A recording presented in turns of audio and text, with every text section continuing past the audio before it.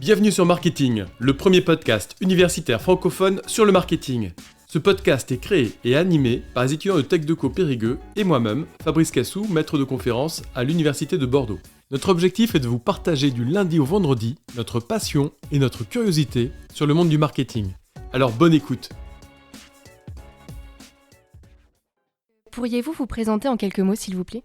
Alors bonjour, je m'appelle Éric Plat, je suis opticien et je dirige le groupe Atoll, qui est une coopérative en France, exclusivement en France, qui est composée de 820 magasins, 750 à l'enseigne et 70 qui sont des magasins indépendants qui achètent dans notre centrale d'achat. Et ça fait 12 ans que je dirige le groupe. Est-ce que vous pourriez nous parler un peu plus du groupe Atoll, s'il vous plaît, le fondateur, l'histoire Oui, Atoll a été fondé par un groupe d'opticiens il y a 52 ans. D'abord, ça a été une association.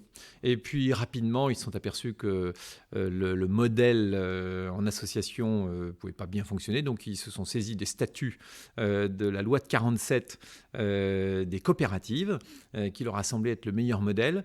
Comment ça fonctionne une coopérative ? Ça veut dire que tous les opticiens qui sont Atoll, quand ils rentrent chez Atoll, ils signent un contrat d'affiliation, mais en même temps, ils deviennent actionnaires de l'entreprise Atoll. Donc, ça veut dire que tout l'argent qui est produit par Atoll est réinvesti chez Atoll. Il n'y a pas de combat entre, d'un côté, des actionnaires qui sont étrangers au fonctionnement de l'entreprise et qui veulent retirer de la richesse produite pour leur compte personnel, et de l'autre, ceux qui produisent. Chez nous, tous les intérêts sont alignés, puisque l'intérêt des actionnaires, c'est le même que que l'intérêt des producteurs. Pourriez-vous nous expliquer le choix du nom de votre entreprise ? Atoll, ça veut dire Association des techniciens en optique lunetterie. Comment est composée votre clientèle ? Alors, notre clientèle, elle est composée à 50% de femmes, à 38% d'hommes et à 12% d'enfants. Pour les lunettes. Ensuite, il y a les acheteurs de lunettes de soleil. C'est 5 à 6% de nos acheteurs, de nos clients, pardon.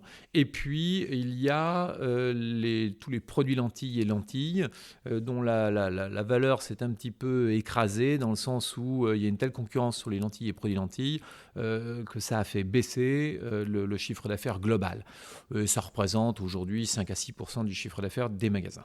Quels sont les produits que vous proposez et quels sont leurs avantages concurrentiels ? Alors, nous proposons plusieurs gammes de produits. D'abord, au niveau des montures. 20% de notre activité est réalisée avec des montures de la marque Atoll. Alors, quand je dis de la marque Atoll, il y a la marque Ameya, qui est une marque pour femmes. Il y a la marque Way, qui est une marque plus jeune.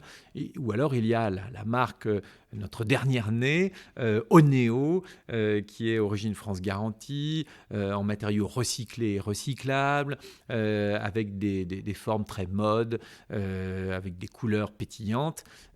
Voilà, ça c'est notre offre en matière de monture. En matière de produits innovants, nous avons récemment lancé sur le marché une paire de lunettes connectées à verre électronique qui aide les dyslexiques à mieux lire. Et puis nous sommes en cours de lancement d'une paire de lunettes pour les seniors qui les aide à détecter leur chute molle ou lourde. Alors quand on dit molle ou lourde, c'est si je m'affaisse, la lunette va détecter cet affaissement anormal, ou alors lourde, des chutes lourdes, c'est si je tombe en me prenant les pieds dans le tapis. Bon. Et donc cette lunette, elle est connectée à un téléphone qui avertit une centrale de télésurveillance et qui peut intervenir. Si jamais la personne ne répond pas, on va équiper le logement du senior d'un micro, de haut-parleur. Et si elle est interpellée par une personne de la téléassistance et qu'elle ne répond pas, à ce moment-là, on peut envoyer quelqu'un du SAMU, un voisin, etc. Donc ça, on vient de le lancer en partenariat avec une société de téléassistance. Donc c'est le deuxième segment, les produits innovants. Et puis enfin, au niveau des verres de lunettes, puisque une lunette est composée de montures, et puis de verre. Eh bien, nous travaillons avec le plus grand leader mondial du verre, qui est le groupe Essilor, et qui fabrique pour nous une gamme de verres, en particulier des verres progressifs, extrêmement innovants, qui s'appelle la gamme Edonis. Voilà. Donc notre offre, elle se structure autour des verres, montures, produits innovants. Mais juste comment il peut capter que la personne tombe ou par des capteurs? Alors en fait, la lunette est bardée d'électronique et donc il y a des capteurs dans cette lunette. D'abord, il y a un premier capteur qui détecte que je porte bien la lunette. Parce que si je fais tomber la lunette alors qu'elle n'est pas sur moi, si ça déclenche l'arrivée du SAMU, on va se faire disputer. Donc, en définitive, le premier capteur détecte que je la porte bien. Ensuite, il y a un deuxième capteur qu'on appelle un accéléromètre qui va détecter les mouvements de la personne, normaux et anormaux. Parce qu'il y a les mouvements de la vie normale et puis il y a les mouvements de la vie anormaux. Et donc, cet accéléromètre, il est couplé à un algorithme qui a été mis au point par le CNRS. On paye une licence au CNRS pour ça. Il y a des chercheurs qui ont mis au point cet algorithme.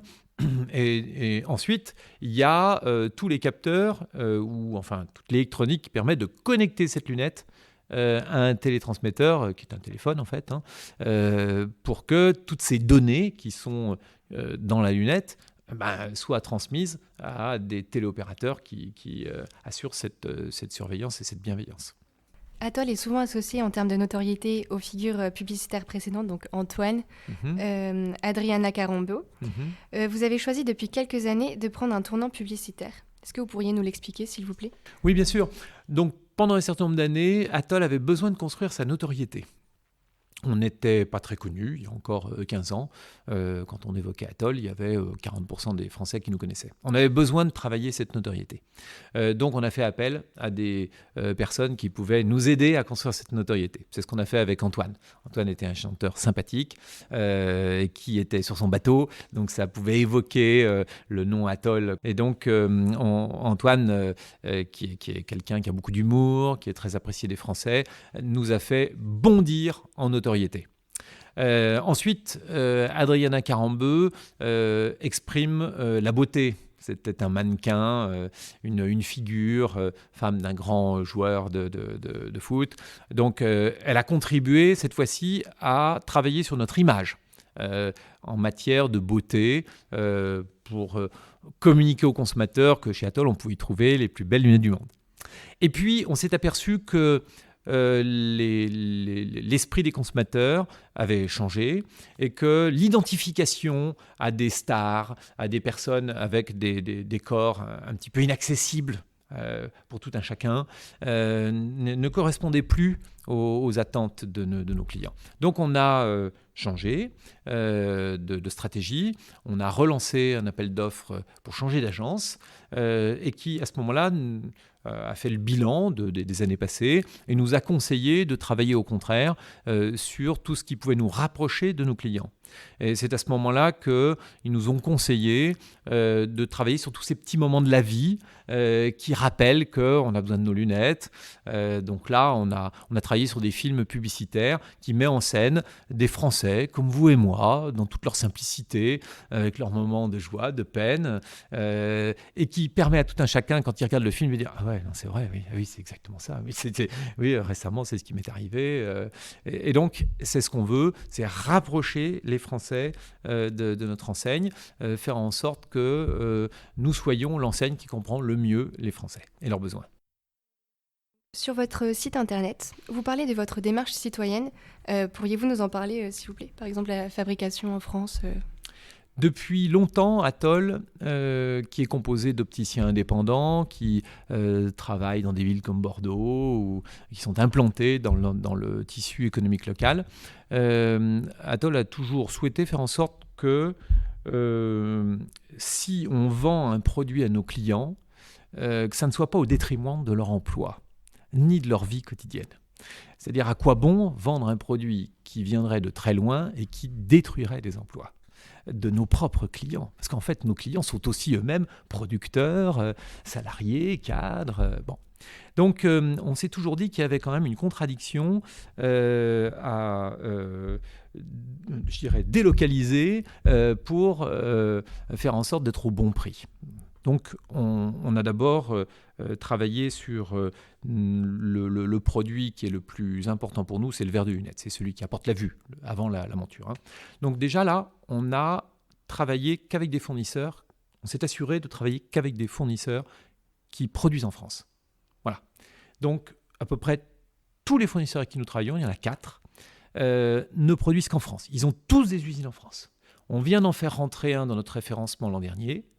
Il est rentré dans notre référencement parce qu'il avait relocalisé sa production de verre en France. Avant, on ne voulait pas travailler avec lui. Donc ça, c'était les verres. Et puis les montures, c'était plus compliqué, parce qu'une monture de lunettes, comme celle que je porte, c'est entre 200 et 300 étapes de fabrication, et le coût de la marchandise dans le prix de revient de la lunette est marginal. Ce qui coûte dans une paire de lunettes, c'est l'assemblage, parce qu'il y a beaucoup de manœuvres. Et donc là, on a travaillé, on a fait ce qu'on appelle du design to cost. C'est-à-dire, on a dit, voilà, nous, notre lunette, les clients, au-delà de 180 €, ils ne voudront pas nous suivre, même si c'est français. Donc, il faut absolument qu'on reste à un prix acceptable. Donc, ce qu'il faut, c'est qu'on simplifie un certain nombre de choses. Donc, on a regardé tout ce qui était inutile dans une paire de lunettes. Et puis, on a regardé tout ce qui était, au contraire, très utile. Et donc là, les consommateurs qu'on a interrogés nous ont dit nous, ce qu'on veut, c'est des jolies choses, avec des petites couleurs sympas. Ce qu'on veut, c'est du confort. Ce qu'on veut, c'est de la solidité, de la robustesse, de la qualité. Donc, entre le prix et puis toutes les qualités qu'attendent nos clients, eh bien, on a réalisé un cahier des charges. Et puis, on a trouvé des producteurs français et on a réalisé cette lunette. Voilà. Donc, c'est une culture d'entreprise qui nous a amenés à lancer cette collection Oneo. Et ce qu'on espère, c'est qu'à terme, eh bien, la majorité de nos collections fonctionnent de cette façon-là. Atoll a été précurseur en matière de technologie, avec notamment une application de réalité augmentée en 2010, oui. Ou encore la mise en place de lunettes connectées, donc pour ne plus les chercher. Que pensez-vous du développement des technologies de casques de réalité virtuelle, comme Oculus avec les univers de Metaverse, ou encore Apple Glass? Vous connaissez de les réalités augmentées. En tant qu'opticien, par rapport à la fragilité de l'œil, de voir tous ces écrans avec une distance plus proche, peut-être que ça peut fragiliser les yeux, et aussi en tant qu'entrepreneur, et les possibilités de créer un autre lien avec vos consommateurs. Alors, le lien avec nos consommateurs, nous, on est des opticiens centrés sur la santé oculaire, parce que je pense, et nous pensons que de la santé visuelle naît le bien-être durable. C'est important, ce que je dis, chaque mot est important, parce que si vous avez une bonne santé visuelle, votre bien-être est durable. Or, cette santé visuelle, elle se travaille, c'est comme tout le reste. Si vous mangez mal, vous n'êtes pas en bonne santé. Si vous regardez mal, vous n'êtes pas en bonne santé. L'usage des écrans est positif pour un certain nombre de tâches, mais d'une façon immodérée, ça devient dangereux. D'abord, il y a les enfants de moins de 3 ans. Les enfants de moins de 3 ans, si je me réfère aux derniers travaux des médecins neurologues, eh bien, il faut exclure l'usage des écrans pour les enfants de moins de 3 ans. C'est pas 1 heure par jour, c'est exclure. Donc les casques de réalité virtuelle pour le métaverse, pour les enfants de moins de 3 ans, on n'y pense même pas. Ensuite, de 3 à 11-12 ans, plus d'1 heure par jour engendre des problèmes de concentration qui sont irréversibles pour la vie. Irréversibles pour la vie. Donc, c'est pas moi qui le dis, moi je ne suis qu'opticien, ce sont des neurologues ou des neuropsychologues ou d'une façon générale plus largement des scientifiques qui étudient les comportements des enfants depuis de longues années, depuis l'avènement des écrans de télévision, puis depuis 15-20 ans l'avènement des smartphones, des tablettes, etc. Donc en dessous de 12 ans, on peut considérer que c'est dangereux, parce que c'est irréversible. Ensuite, après, il y a d'autres phénomènes engendrés par l'usage des écrans. Notamment, comme les écrans sont proches, il y a un phénomène très très simple qui est celui de l'accommodation qui est constamment sollicité. L'accommodation, c'est, vous le mesurez très nettement lorsque vous regardez votre main ici, puis que vous regardez au loin, vous regardez votre main, et vous voyez bien qu'il y a un effet de zoom entre la distance au loin et la distance de la main. L'œil accommode pour faire ça. Pour voir votre main nette, l'œil accommode. Cette accommodation, elle est pilotée par le cerveau, mais également par un muscle qui s'appelle le muscle ciliaire. Et ce muscle, quand on accommode, il est sollicité. Donc en fait, si vous sollicitez trop ce muscle ciliaire, il y a un moment donné où il dysfonctionne. Il va se bloquer. En se bloquant, vous devenez myope.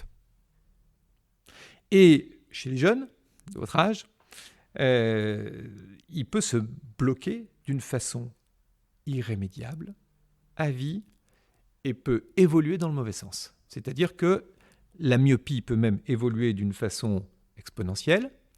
C'est la raison pour laquelle d'ailleurs on parle de pandémie de myopie. Parce que dans les pays où on utilise trop ces lunettes ou tous ces écrans, comme la Chine par exemple, 70% des enfants chinois sont devenus myopes. C'est complètement anormal.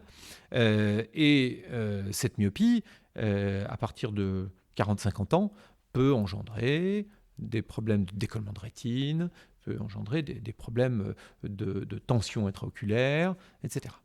Donc, alors il y a d'autres phénomènes qui entrent en ligne de compte dans le dérèglement du fonctionnement de l'œil et dans l'évolution immodérée de cette myopie, mais entre autres, celui-ci est un aspect important.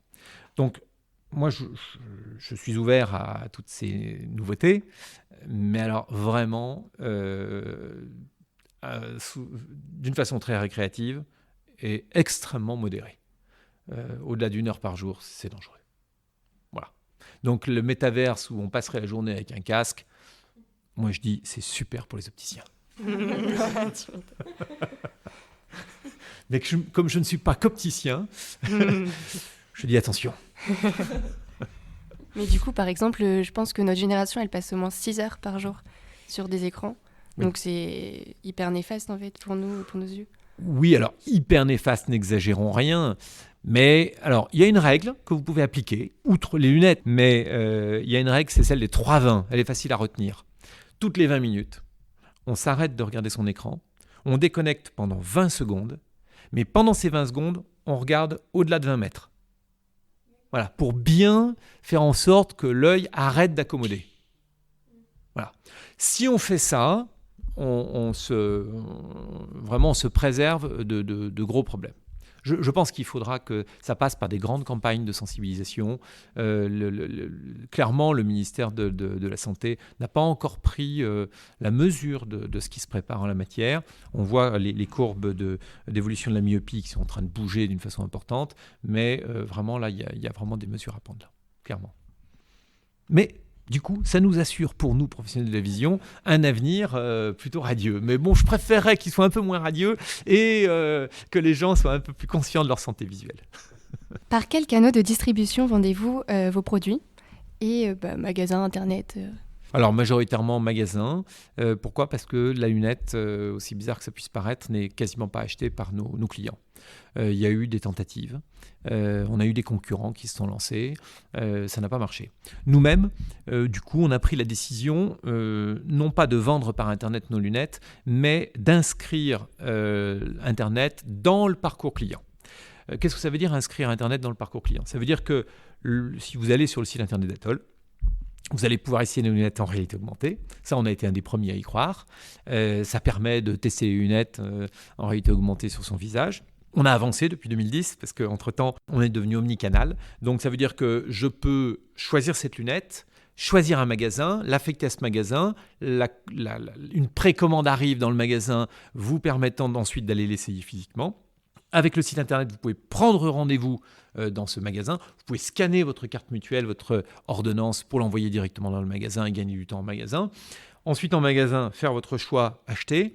Et ensuite, après votre achat, vous allez être invité à créer un espace privé personnel qui va vous permettre de retrouver toutes vos données de santé d'une façon sécurisée sur des serveurs agréés données de santé pour assurer la qualité de la donnée. Pourriez-vous nous présenter la configuration du magasin iDouane Atoll en quelques mots ? Bien sûr. Alors, nous avons lancé depuis 3 ans un nouveau concept de magasin qui est le reflet de notre stratégie. Notre stratégie, je vous l'ai dit tout à l'heure, c'est le bien voir assure le bien-être durable pour nos clients. D'ailleurs, on a changé notre signature. Avant, c'était Atoll, mon opticien. Aujourd'hui, c'est Atoll, bien voir, bien-être. Du coup, il fallait le traduire en des aspects visibles dans nos magasins. Si vous allez prochainement au magasin de centre commercial Mériadec, qui vient de refaire totalement son magasin, et quand vous rentrerez, vous serez frappé par le fait que les tables de vente ne sont pas face à face. Les tables de vente sont côte à côte. Pourquoi ? Parce que on veut que le client puisse voir ce qui se passe à la table de vente, qu'il voit ce qui se passe, ce que fait le vendeur, en toute transparence. Parce que quand on est d'un côté de la table et puis de l'autre, eh bien, on ne voit pas ce que fait le vendeur. Donc on peut se dire, mais qu'est-ce qui trafique dans son petit coin derrière son écran ? Là, le client est du même côté que l'opticien, ce qui leur permet aussi de se rapprocher du client, ce qui permet à l'opticien de se rapprocher du client. Ça, c'est le premier aspect. Deuxième aspect dans le magasin qui traduit notre stratégie, on a créé des corners de lunettes qui sont des espèces de cadres en bois naturel, très très bien éclairés et qui théâtralisent la présentation de nos produits, mettent en avant nos produits et la diversité de nos produits. Pour bien choisir sa lunette, pour être à l'aise avec sa lunette, il faut déjà que le produit soit bien présenté. Et troisième point clé, on a ouvert nos ateliers, ouvert nos salles d'examen de vue sur le magasin pour montrer ce qu'on fait. Parce qu'en fait, les gens nous prennent pour des vendeurs de lunettes. Mais nous sommes aussi des producteurs de lunettes. Dans chaque magasin, Atoll, il y a un atelier avec une machine qui permet de tailler les verres, les monter dans la lunette, le centrer ces verres, faire en sorte que le centre optique du verre soit centré avec le centre optique de l'œil, ce qui est toute une technique parce qu'on travaille au dixième de millimètre près. Donc, 3 points, vente côte à côte, théâtralisation des produits et ouverture des salles d'examen et des salles de travail et de production vers le client. Quelle est la place de vos magasins à l'avenir dans votre stratégie ? Le magasin est au centre de tout. Il faut qu'avec nos magasins, on fasse ce que Internet ne peut pas faire. C'est vrai pour l'optique et pour Atoll, c'est vrai dans tous les secteurs. Pour faire face à Amazon, Carrefour ou Leclerc doivent mettre en place des parcours clients qu'on ne retrouve pas sur Amazon. Eh bien, nous, c'est pareil. Donc, le magasin restera toujours au centre de notre stratégie pour montrer aux clients notre savoir-faire, pour échanger avec notre client, pour rendre nos produits désirables, puisqu'aujourd'hui, le consommateur est face à une telle offre que la seule carte qu'on peut jouer, c'est celle du désir. Le pouvoir d'achat est limité, les salaires n'évoluent plus, on voit bien que même il y a une érosion du pouvoir d'achat des Français. Donc nous, il faut qu'on pousse le client à arbitrer en faveur de nos lunettes et pas en faveur du canapé ou pas en faveur des vacances, en clair. Donc il faut faire des magasins qui ne soient pas seulement propres, mais des magasins qui soient désirables. Vous avez été président de la FCA, donc Fédération du commerce coopératif et associé, de 2014 à 2021. Pourriez-vous nous expliquer ce qu'est le commerce coopératif et associé tout d'abord ? Le commerce coopératif associé possède une multitude de formats de magasins. Ça va du tout petit magasin qui vend des bandes dessinées à des hypermarchés de 12 ou 15 000 mètres carrés et qui font plusieurs centaines de millions d'euros de chiffre d'affaires. Donc il y a un écart considérable entre tous ces formats. Et pour autant, tous ces formats ont des points communs. C'est une façon de fonctionner, c'est-à-dire que les utilisateurs des enseignes sont les actionnaires de leur enseigne. Ce qui change par exemple de la franchise, où l'utilisateur de la franchise va signer un contrat de franchise avec une tête de réseau, et cette tête de réseau peut soit appartenir à un actionnaire unique, soit appartenir à un fonds d'investissement, un fonds de pension, etc. Ou alors carrément un commerce qui est un groupe d'actionnaires multipossesseurs de magasins où il y a un certain nombre de salariés qui peut être un peu désintéressé au fonctionnement de l'entreprise. Donc vous voyez, il y a nous, ce qui nous différencie des deux autres formats, c'est-à-dire ce qui nous différencie de la franchise et du commerce intégré, c'est vraiment que l'enseigne Atoll appartient à ces opticiens Atoll. Et moi-même, donc Eric Plat, président d'Atoll, je suis actionnaire de magasins Atoll. J'en ai 2 à Saint-Paul-et-Dax, j'en ai un à Ambarès, j'en ouvre un à Sainte-Eulalie de Bordeaux, je vais en ouvrir un autre à Coutras. En tant que président d'Atoll, je suis aussi très actif dans mes propres magasins. Et pourquoi cet engagement en tant que président, justement, de la FCA? De la FCA ? Oui, de la FCA. Alors ça, c'est une affaire de passion. Ça, vous savez, c'est uniquement de la passion. C'est-à-dire que dans ce métier-là, soit vous êtes passionné, soit vous ne l'êtes pas. Bon, donc il y a un moment donné où on m'a invité à devenir administrateur de la FCA. Et puis, un jour, on m'a dit « Tiens, tu ne veux pas devenir président, tu as du temps à perdre », comme si j'avais du temps à perdre. Et donc, oui, j'ai accepté de travailler pour le compte de mes confrères. Et je rebondis, mais comment vous partagez votre temps justement en tant que président d'Atoll, potentiellement des responsabilités avec la FCA encore, et le fait de gérer des magasins?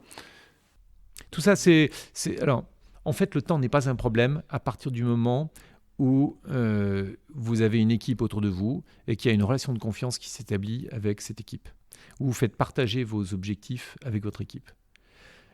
En fait, le temps n'est jamais un problème. Si on veut tout faire, ça devient un problème.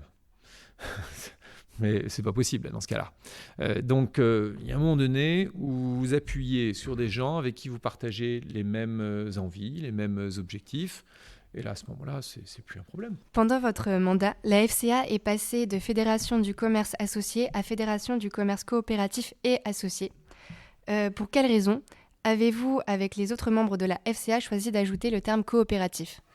Parce que, en fait, le terme associé correspond à la coopérative, mais ça masquait le nom de coopérative. C'est-à-dire que le commerce coopératif, c'est du commerce associé.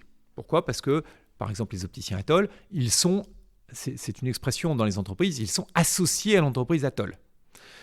Mais dans un cadre qui est régi par la loi de 1947, qui est la coopérative.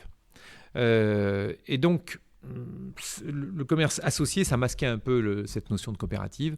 Et moi, je voulais faire ressortir à tout prix le fait que dans le commerce associé, il y a le commerce coopératif, parce que je trouve que coopératif, coopérer, c'est un beau mot. Voilà, c'est une question d'esthétique.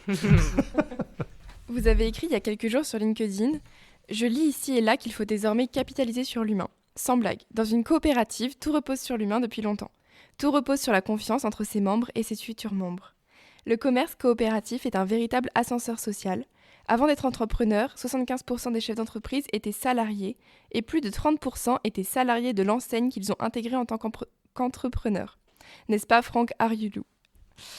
Nous sommes un exemple de commerce à visage humain, aussi parce que nous délivrons le bien vouloir et le bien-être à des clients et que nous contribuons à tisser du lien social autour de nos points de vente. Ancrés dans les territoires, nous exerçons un métier qui a du sens. Atoll les opticiens construit le commerce de demain, car nous avons des opportunités pour celles et ceux qui veulent entreprendre, comme pour celles et ceux qui veulent être salariés, avant d'entreprendre. Est-ce que vous pourriez nous en dire plus, s'il vous plaît ? Bien sûr. Il y a déjà beaucoup de choses dans ce que vous avez lu. En fait, la plupart des opticiens, par exemple Atoll que je connais, et qui transmettent leur magasin parce qu'ils partent à la retraite, ils ne veulent pas le transmettre à n'importe qui, leur magasin.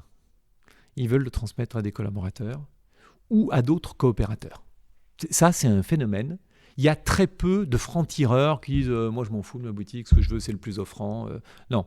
Alors, il y a cette notion de plus offrant parce que je pars avec un capital pour ma retraite, c'est normal. Ça ne me choque pas. Mais à chaque fois, je retrouve chez ces confrères, Atoll, cette envie de transmettre à un salarié. Et figurez-vous que ce qui est vrai chez Atoll, je l'ai retrouvé dans toutes les coopératives. C'est-à-dire que si je prends une coopérative qui est à l'opposé de la nôtre par sa taille, qui est la plus grosse de toutes, c'est Leclerc. Leclerc transmet à ses salariés, à ses enfants, ou alors va porter un salarié à la direction, puis à la propriété d'un magasin. Donc, on est vraiment dans un modèle où tout le monde est intéressé à la réussite de tout le monde. D'ailleurs, j'en veux pour preuve que dans le plan stratégique de Carrefour, qui est le modèle de l'entreprise intégrée, il vient de déclarer il y a peut-être 2 ans et demi, 2 ans, qu'il lui faudrait confier la direction de certains de ses magasins à des franchisés. Et la franchise, c'est déjà un peu l'entreprise indépendante, c'est l'hyper-responsabilisation. C'est pas tout à fait la coopérative, hein, mais ça montre que dans une entreprise, pour que tout le monde soit intéressé, il faut que tout le monde participe au destin de l'entreprise, à sa mission. Et sinon, les gens ne s'investissent pas, hein, tout simplement. Hein. Voilà. Donc la coopérative repose vraiment sur la bonne volonté. Nous, on a par exemple des ambassadeurs qui sont très investis dans le fonctionnement de la coop. Il y a les administrateurs qui sont élus par le reste des opticiens pour faire fonctionner la coop. Par exemple, dans mon conseil d'administration, qui n'est composé que d'opticiens, je pense que je dois avoir moins d'un absent par an au conseil d'administration que nous organisons pratiquement tous les mois.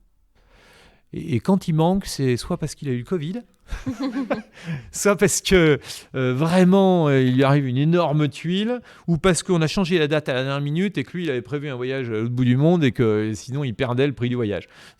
Voilà, donc l'implication est totale. Donc c'est vraiment une question d'implication. Le commerce coopératif a bien surmonté la crise. Est-ce que vous pourriez nous donner votre avis sur les facteurs de réussite et la modernité de ce modèle de réseau de magasins ? D'abord, le premier facteur de réussite, c'est qu'on défend son bout de gras. Hein. C'est tout bête, tout simple. Hein. Si vous faites de mauvaises affaires, vous mourrez. C'est peut-être votre maison qui est hypothéquée et qui va être prise. Enfin, c'est une affaire de vie, là. Hein. Donc, ça crée la résilience. Cette résilience, elle est due à l'hyper-implication des membres. Voilà. Sur le plan personnel et financier.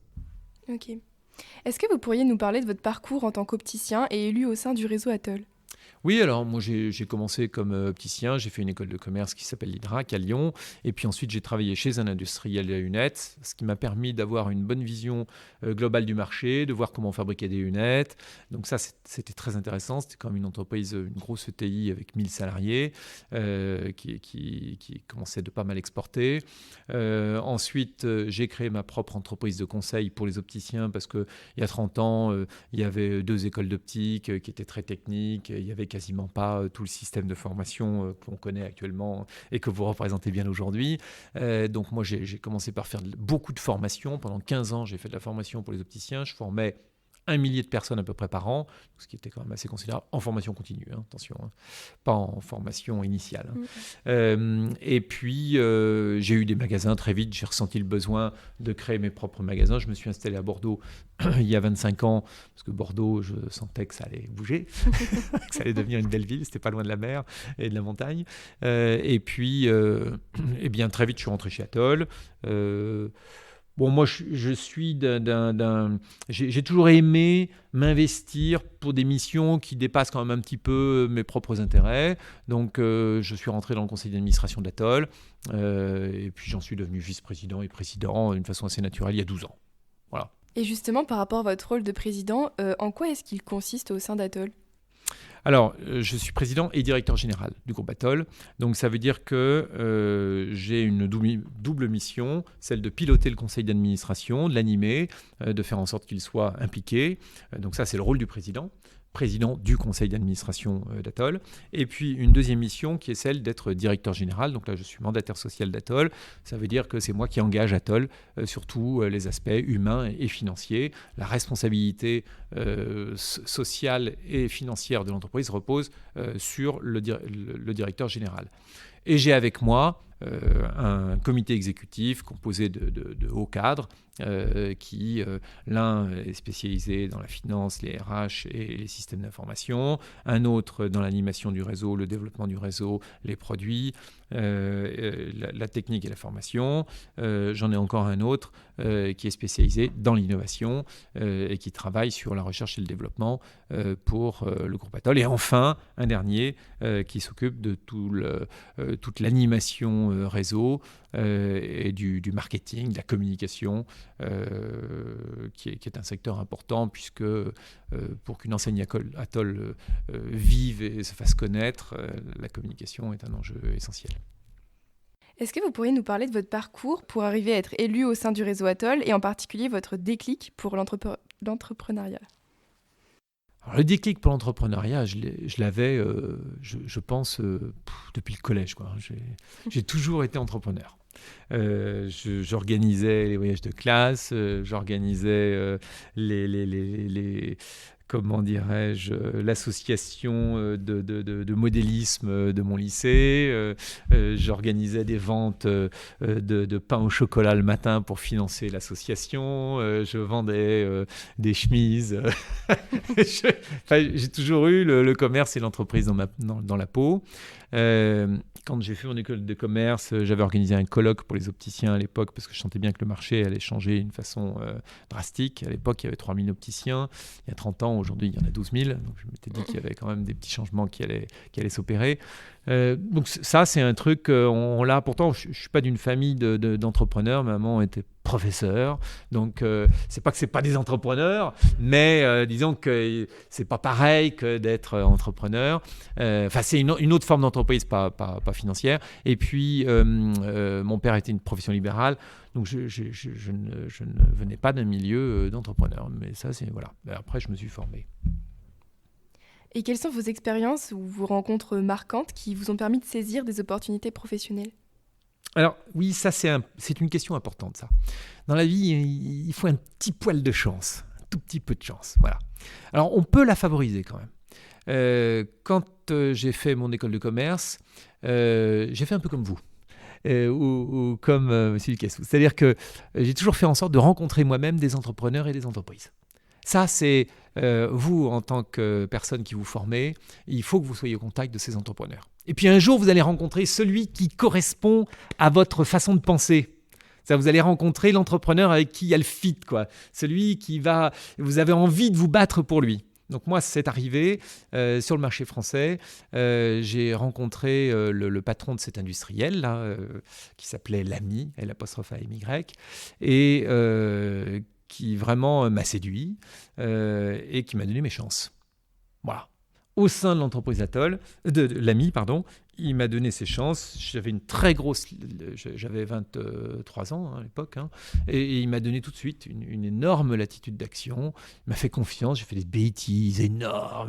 Mais il me tapait sur les doigts, il me disputait, mais il ne me pénalisait pas. Au contraire, il m'encourageait et il m'accompagnait. Donc ça a été une première grosse rencontre. J'ai rencontré en même temps d'autres gens dans une entreprise qui s'appelait Silor qui m'ont mis le pied à l'étrier, et aussi un directeur d'école. Voilà, le directeur de l'Hydraclion qui m'a coaché, quoi, en quelque sorte. Vous voyez, donc c'est une affaire de rencontre, c'est une affaire humaine. Encore une fois, c'est parce que... Mais ça, c'est de la chance, mais pas complètement, parce que c'est aussi une envie de rencontrer ces gens-là. Voilà. Il faut aller au-devant d'eux. Si vous n'allez pas au-devant de ces gens-là, si vous restez dans votre petit coin, vous ne rencontrerez jamais les bonnes personnes. C'est clair. Et comment s'est passée votre rencontre avec Atoll ? Est-ce que c'était une rencontre humaine ou c'est plus un choix d'enseigne ? Ma rencontre avec Atoll, c'est un ancien collègue qui travaillait chez l'industriel des lunettes, là, qui un jour est venu me voir en me disant « J'ai pris la direction générale d'Atoll. Est-ce que tu veux nous rejoindre ?» Et donc Atoll n'était pas très connu à l'époque. Donc j'ai dit oui, bien sûr, oui. Donc il y a encore de l'humain. Il y a encore de l'humain, tout à fait. Si vous deviez faire une rétrospective de votre vie, quelles expériences ou quels échecs vous ont permis d'avancer ? Et si vous aviez une baguette magique, par exemple, qu'est-ce que vous referiez ou pas ? Dans les succès, je trouve que ce qui est vraiment très grisant quand on est chef d'entreprise comme moi, c'est justement quand vous mettez en place des projets, que vous voyez ces projets éclore, germer, puis réussir, comme par exemple le lancement de cette lunette qui aide les dyslexiques à mieux lire, et que quand vous faites une étude aux portées de ces gens qui portent ces lunettes, 82% vous disent « elles ont changé ma vie ». Là, il y a une satisfaction qui est énorme. Il y a de l'émotion dans ce que je dis. Et donc, vraiment, c'est quelque chose de très gratifiant à un moment donné, de se dire... l'autre jour, je discutais avec un opticien Atoll, qui est dans le conseil d'administration et qui s'intéresse à toutes les problématiques de basse vision. La basse vision, c'est des gens qui perdent la vision au point d'avoir plus que 1/20 d'acuité, donc ils sont presque aveugles, mais pas complètement. Alors il y a toujours une petite possibilité de les aider à mieux vivre dans leurs conditions de gens qui ont une très faible... Et donc, lui, il est chef d'entreprise, et donc il cherche en permanence des outils innovants, connectés, des lunettes parlantes, des choses comme ça. Alors, vous voyez, le boulot de chef d'entreprise, c'est aussi ça, c'est apporter satisfaction à des clients, à des gens qu'on aime bien ou à des gens qu'on ne connaît pas, sur des points qui vont les aider à mieux vivre. Ça, c'est aussi très, très intéressant. Aujourd'hui et dans le futur, au sein d'Atoll, quelle est la place que vous donnez aux jeunes étudiants, que ce soit en stage ou en contrat d'alternance, ou aux jeunes diplômés ? Je pense que c'est notre avenir, les jeunes diplômés et les jeunes en stage. Donc, on essaye d'en prendre un maximum. On essaye de faire en sorte que ces gens qui débutent dans la vie, ces jeunes femmes, jeunes filles, jeunes garçons, puissent... s'épanouir dans notre structure. On fait en sorte que les gens puissent rester dans notre entreprise, puissent être fidèles à l'enseigne Atoll, à l'esprit qui y règne. Et je suis toujours content quand même des gens nous ont quittés, par exemple 1 an ou 2 ans après, sur LinkedIn, me renvoient un petit mot. Ah, j'ai fait un stage chez vous, c'était super. Et c'est ça, voilà, ça c'est typiquement le genre de choses que j'adore.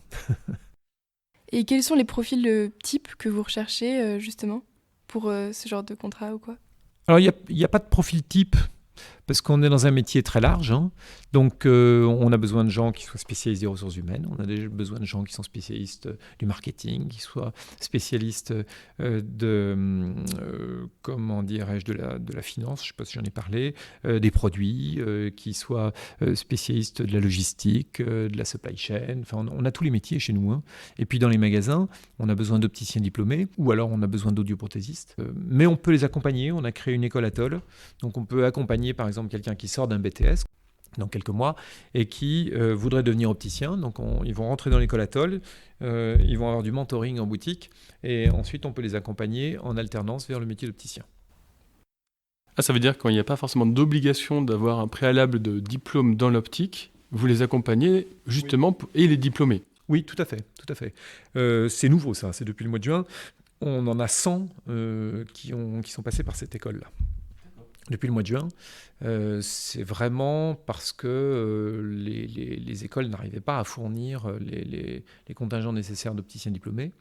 Et on s'est dit, on va plutôt faire l'inverse, plutôt que prendre des opticiens qu'on va accompagner vers des formations commerciales. On va prendre des gens qui ont fait des formations commerciales, puis on va les accompagner vers la formation technique. Et vous attirez du coup de nouveaux candidats en fait, justement ? Oui, de cette façon-là, oui. Et donc potentiellement des personnes qui pourraient reprendre des magasins pour des à terme, des gens qui pourraient reprendre en effet les magasins, oui. Oui, c'est la promesse. Ce qui peut les attirer, c'est ça, c'est reprendre des magasins ou tout simplement faire carrière dans un magasin d'optique. Alors c'est vrai que tout à l'heure, vous évoquiez le fait que vous avez fait votre stage dans un magasin de chaussures. Dans un magasin d'optique, à la différence peut-être des magasins de chaussures, il y a la dimension commerciale plus une dimension technique parce qu'on fabrique vraiment les lunettes dans le magasin et en plus une dimension paramédicale où on est amené à s'intéresser à la vue des gens. Donc c'est un métier qui est super riche. Quel conseil vous pourriez donner à un étudiant qui souhaite travailler dans votre domaine en tant qu'entrepreneur ou marketeur pour la décennie à venir ? Je pense qu'il faut être ouvert. Il faut avoir l'esprit ouvert. Voilà, il faut regarder, observer, toujours avoir envie d'apprendre. Parce que dans le secteur de l'optique, mais je pense que dans beaucoup de secteurs c'est comme ça, l'innovation est telle, ça évolue tellement vite, qu'il est fondamental d'avoir l'esprit ouvert. Aujourd'hui, 80% par exemple des ventes de verres se font encore pour des verres simples avec des verres qui existaient il y a 30 ans. Alors j'exagère, il y a 20 ans. Des verres organiques. Donc la grande révolution, ça a été le verre organique versus le verre minéral qui était lourd et qui cassait, qui était dangereux pour l'œil. Donc on a mis au point les verres organiques. Là, les opticiens les ont bien intégrés dans leur processus de vente. En revanche, il y a aujourd'hui des verres qui permettent de compenser l'accommodation pour l'usage des écrans. C'est ce dont je vous parlais tout à l'heure. Mais ça, c'est une innovation qui est sortie il y a 3 ans. Je trouve qu'elle n'est encore pas bien intégrée dans le processus de vente de l'opticien, qui n'en parle peut-être pas assez à ses clients, alors même que ça correspond à un besoin qui est considérable. Et ça, c'est peut-être un manque de capacité d'intégration de la nouveauté, de l'innovation, un manque de souplesse d'esprit, en fait, d'accueil de l'innovation, peut-être de peur de le proposer aux consommateurs. Donc là, c'est vraiment une question, moi je le vois au niveau des opticiens et de mes propres collaborateurs à moi qui sont dans mes magasins d'optique. Il y a parfois des freins qui sont des freins personnels, quoi. Et il faut absolument ne pas se mettre de frein dans votre future vie professionnelle. Parce que tout va aller tellement vite. Quand on voit aujourd'hui le commerce des NFT, par exemple, si on se met des freins à ça, c'est peut-être une partie de notre activité de demain. Moi, peut-être que demain, je vendrai des lunettes virtuelles. Hein. Mais il ne faut pas se... Voilà. Hein. Si ça correspond à des demandes, je ne vais pas laisser aux voisins la possibilité de le faire. Quelles sont les sources d'inspiration que vous pourriez recommander, comme des podcasts, livres, blogs, films, etc. Alors, ce que je vous encourage à faire, c'est suivre tous les podcasts sur BFM Radio. Vous avez notamment Tout pour le commerce, une émission. Si vous aimez le commerce, c'est Tout pour le commerce. Et il y en a une autre, c'est BFM Stratégie, où là, vous avez des interviews de chefs d'entreprise. Et ça dure un quart d'heure, 20 minutes.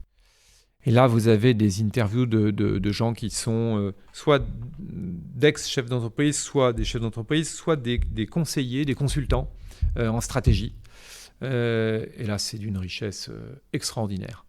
Vous les avez en podcast, donc vous pouvez les écouter en voiture, dans le train, avec des écouteurs, etc. Ça, c'est très enrichissant. Puis après, il faut aussi regarder des films.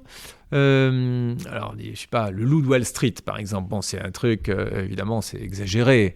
Et puis, c'est un type, il n'est pas recommandable. Malgré tout, il y a des choses dont on peut s'inspirer. L'histoire du créateur de la franchise McDonald's. Il y a un film là-dessus, le fondateur. Il y a plein de films comme ça qu'il faut prendre au deuxième degré, hein, mais ça fait partie de la culture. Hein. Puis après, vous avez des bouquins de conseils en stratégie, là, vous en avez plein. Moi, j'aime bien un bouquin que je peux vous conseiller de lire. Il est un petit peu abrupt, mais il s'appelle Factfulness de Hans Rollings. C'est un Suédois et qui est médecin et qui, je dirais, a décortiqué les processus de réflexion et de décision qui montrent que, je vais prendre un exemple, que quand vous regardez un chiffre à un instant T, ce chiffre peut vous influencer d'une façon ou d'une autre, mais positivement ou négativement. Mais par contre, dans une entreprise, si vous regardez les chiffres au mois le mois ou sur 3 mois ou d'une façon tendancielle, vous faites dire tout ce que vous voulez aux chiffres. Simplement, vous pouvez leur faire dire des choses qui peuvent être gravissimes en termes de décisions que vous allez prendre ensuite. Et ça, c'est très très bien décortiqué dans Factfulness, qui est ce bouquin que je vous conseille, que je vous recommande. Il y a un autre bouquin aussi que je vous conseille, qui est très très bien, qui s'appelle Nudge, N-U-D-G-E. Bon, le Nudge, vous connaissez, hein, alors, ça a été écrit par un Nobel d'économie comportementale et qui décrit comment on peut faire changer justement les gens dans leurs habitudes, mais plutôt que de les faire changer en leur tapant un coup de règle sur les doigts, on va les faire changer par l'influence. Je vais vous donner un exemple de nudge, ce qu'il appelle un nudge, entre guillemets, c'est-à-dire quelque chose qui influence d'une façon positive les gens sans les contraindre. Pour faire ralentir les gens sur une route qui est dangereuse, il y a 3 solutions. Vous mettez des flics, c'est pas très sympa. Vous mettez un radar, c'est pas très sympa non plus. Ou alors ce que vous faites, c'est que vous tracez sur la route des lignes blanches et sur 100 mètres, vous allez les rapprocher. C'est au fur et à mesure où vous approchez du point où il faut ralentir, eh bien on rapproche les lignes. Ce qui fait que si vous conservez votre vitesse, vous avez l'impression au contraire qu'elle augmente. et donc vous freinez naturellement. Ça, c'est ce qu'on appelle un nudge. Parce que c'est sans contrainte, et naturellement, 95% des gens lèvent le pied. Donc, dans une entreprise, moi je suis surtout dans une entreprise coopérative, moi je suis favorable au nudge, c'est-à-dire tout ce qui permet de pousser les gens à aller dans le sens de la stratégie qu'on veut, mais d'une façon la moins contrainte possible. Pour terminer, est-ce que vous avez un message à faire passer aux jeunes et plus globalement à nos auditeurs, s'il vous plaît ? Oui, alors, c'est pas un message très original, mais je pense que beaucoup de chefs d'entreprise comme moi pourraient vous le dire. Ce qu'il faut, c'est quand même être très ouvert et très entreprenant. Quand je dis entreprenant, ça ne veut pas dire dans le sens seulement de l'entreprise. Ça peut être entreprenant dans une association ou dans sa vie familiale. Mais rester entreprenant parce que c'est comme ça qu'on dirige sa vie. Il n'y a rien de pire que d'avoir l'impression de la subir. Et l'entreprise, c'est précisément un lieu de grande liberté où, par votre action, vous allez pouvoir influencer la direction de cette entreprise, celle de vos clients, soit en B2B ou en B2C. Donc, soyez entreprenants. Et nous, les chefs d'entreprise, on aime bien les gens entreprenants. Alors évidemment, on a parfois des caractères un peu... on n'est pas chef d'entreprise pour rien, quoi. Hein. Donc, on n'aime pas bien être contrarié, on n'aime pas bien... Donc, il faudra apprendre aussi à dire les choses. C'est clair. Mais je pense qu'on aime bien être challengé, on aime bien... je ne connais pas de chef d'entreprise ou de commerçant qui ne soit pas favorablement impressionné par un collaborateur qui va réussir à faire des belles ventes, par exemple, ou un collaborateur qui va avoir des nouvelles idées pour aménager un point de vente. Voilà. Donc, il faut avoir des idées. Et puis, si jamais vous tombez sur un os avec des chefs d'entreprise qui ne veulent pas vous écouter, vous changez d'entreprise. Et puis, c'est tout. Il ne faut pas avoir peur. Super. Mais merci beaucoup. Merci beaucoup. Avec plaisir. Merci à tous d'avoir suivi cet épisode. Vous pouvez nous aider dans notre démarche en vous abonnant à notre podcast et en laissant un commentaire. Merci pour votre soutien et votre écoute et à très bientôt sur Marketing, le podcast universitaire pour tous les curieux du marketing.